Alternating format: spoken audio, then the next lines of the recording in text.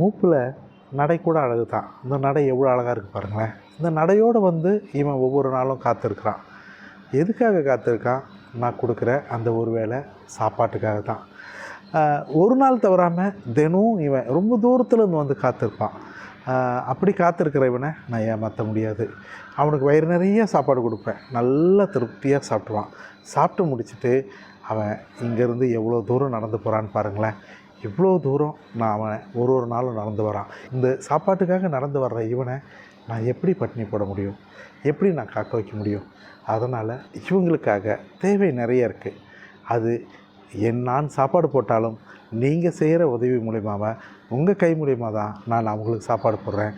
அது தொடர்ந்து உங்கள் மூலமா கிடைக்கும்னு நான் எதிர்பார்க்குறேன்.